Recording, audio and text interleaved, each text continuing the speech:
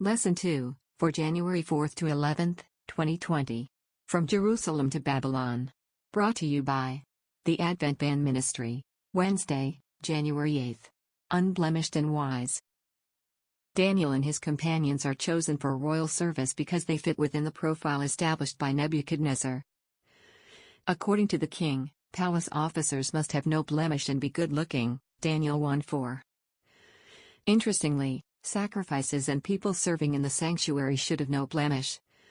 As we read in Leviticus 22:17-25, and Leviticus 21:16-24. Leviticus 22:17-25.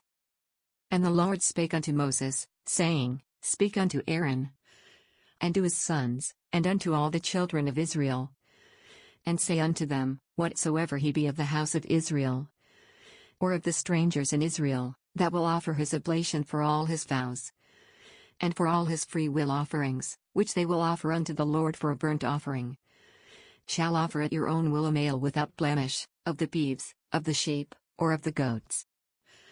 But whatsoever hath a blemish, that shall ye not offer, for it shall not be acceptable for you. And whosoever offereth the sacrifice of peace offerings unto the Lord to accomplish his vow, or a freewill offering in beeves or sheep, it shall be perfect to be accepted, there shall be no blemish therein. Blind, or broken, or maimed, or having a wen, or scurvy, or scabbed, ye shall not offer these unto the Lord, nor make an offering by fire of them upon the altar unto the Lord. Either a bullock or a lamb that hath anything superfluous or lacking in his parts, that mayest thou offer for a free will offering, but for a vow it shall not be accepted. Ye shall not offer unto the Lord that which is bruised, or crushed, or broken, or cut, neither shall ye make any offering thereof in your land. Neither from a stranger's hand shall ye offer the bread of your God of any of these. Because their corruption is in them, and blemishes be in them, they shall not be accepted for you. Leviticus 21:16-24. And the Lord spake unto Moses, saying, Speak unto Aaron, saying, Whosoever he be of thy seed in their generations that hath any blemish, let him not approach to offer the bread of his God. For whatsoever man he be that hath a blemish, he shall not approach. A blind man, or a lame, or he that hath a flat nose, or anything superfluous, or a man that is broken-footed, or broken-handed, or crook-backed, or a dwarf, or that hath a blemish in his eye, or be scurvy, or scabbed, or hath his stones broken. No man that hath a blemish of the seed of Aaron the priest shall come nigh to offer the offerings of the Lord made by fire. He hath a blemish, he shall not come nigh to offer the bread of his God.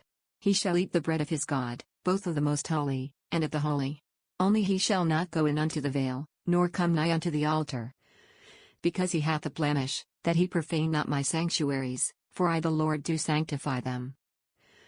And Moses told it unto Aaron, and to his sons, and unto all the children of Israel. The Babylonian king seems to compare himself to the God of Israel insofar as he demands similar qualifications for those serving in his palace. On the other hand, such qualifications may inadvertently suggest that Daniel and his compatriots were living sacrifices for God as they faced the challenges of the Babylonian Empire. Question. Read Galatians 2:19-20, Matthew 16:24-26, and 2 Corinthians 4:17. What do these verses tell us about how we can stay faithful amid whatever temptations we face? Galatians 2:19-20. For I through the law am dead to the law, that I might live unto God. I am crucified with Christ, nevertheless I live, yet not I. But Christ liveth in me, and the life which I now live in the flesh I live by the faith of the Son of God, who loved me, and gave himself for me. Matthew 16:24-26. Then said Jesus unto his disciples, If any man will come after me, let him deny himself, and take up his cross, and follow me.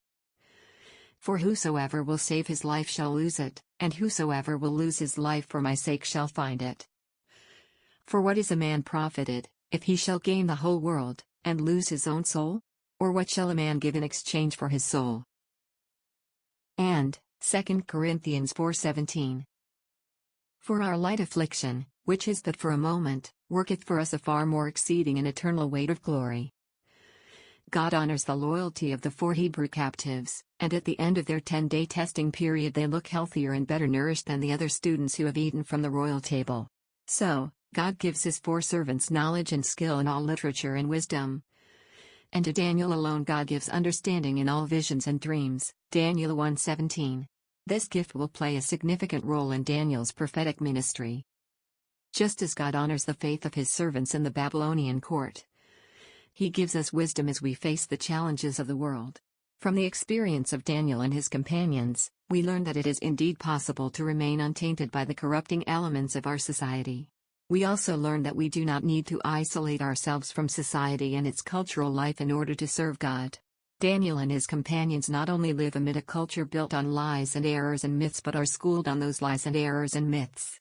And yet, they remain faithful. And to finish the day, no matter where we live, we face the challenge of staying faithful to what we believe amid cultural and social influences that are contrary to that belief. Identify the negative influences in your culture, and ask yourself, how well am I defying them? This lesson was brought to you by the team at the Advent Band Ministry. Please remember to like our Facebook page, the Advent Band Ministry, and follow us on YouTube, at the Advent Band Ministry. And always remember, and he that winneth souls, is wise, Proverbs 11:30.